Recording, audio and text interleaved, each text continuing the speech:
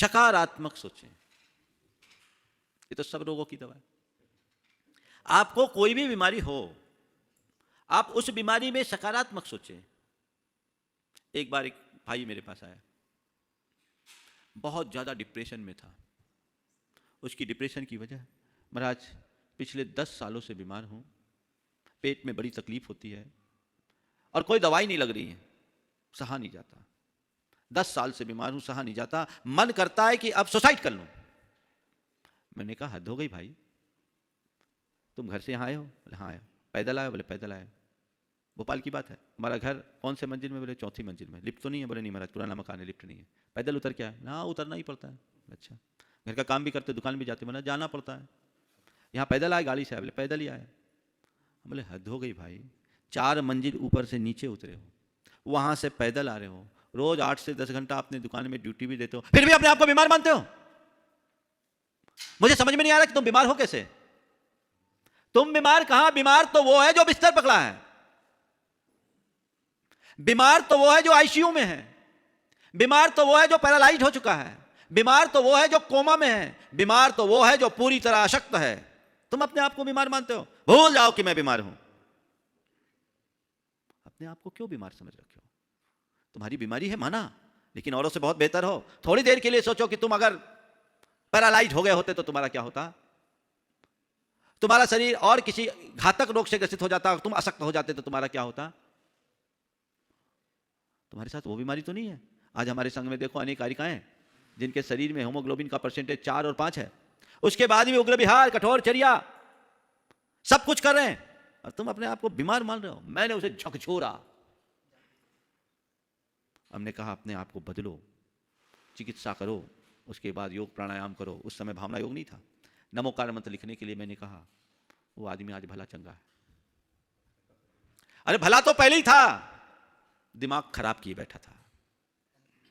सोच को यदि सकारात्मक बना लोगे तो बड़ी बीमारी भी छोटी बन जाएगी, और सोच नकारात्मक होगी तो छोटी बीमारी भी बड़ा भयानक रूप लेगी।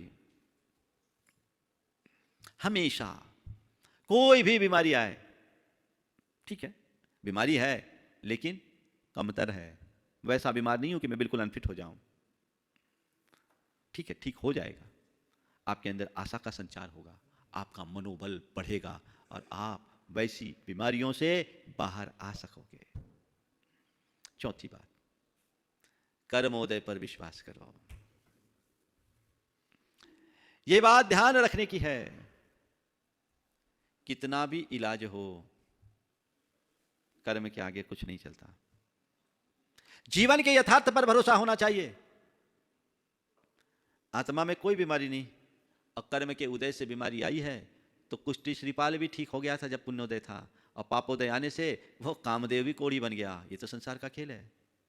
सनत कुमार चक्रवर्ती कामदेव था, पाप का उदय आया, कोढ़ी बन गया।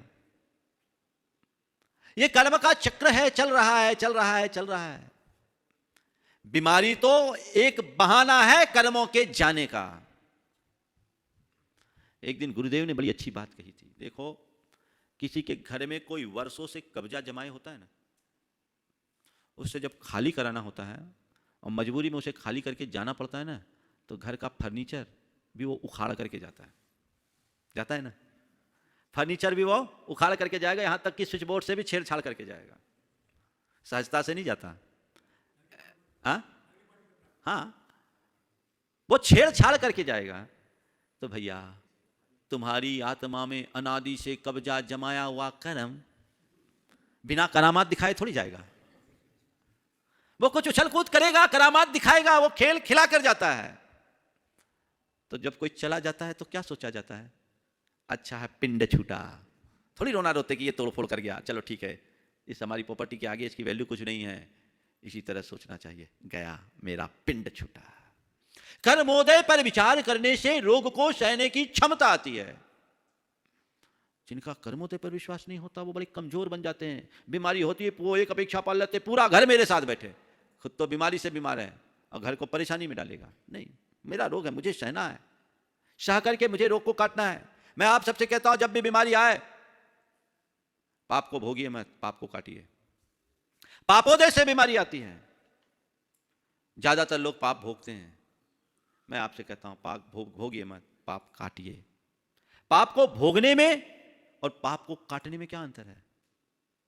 पाप को भोगने में और पाप को काटने में क्या अंतर है? केवल दृष्टि का अंतर है। आकुल व्याकुल होकर अपनी बीमारी को सहोगे तो पाप भोगना है, और कर्मोदय मानकर समता से स्वीकार करके सहोगे तो कर्म काटना है। क्या चाहते हो, कर्म को भोगना या कर्म को काटना? अनादि से कर्म को भोगते ही तो आ रहे हो, अपनी अज्ञानता के कारण कर्म को भोगते ही आ रहे हो। अब ज्ञान संपन्न दृष्टि आ गई, कर्म को काटो, यही तुम्हारी तपस्या है।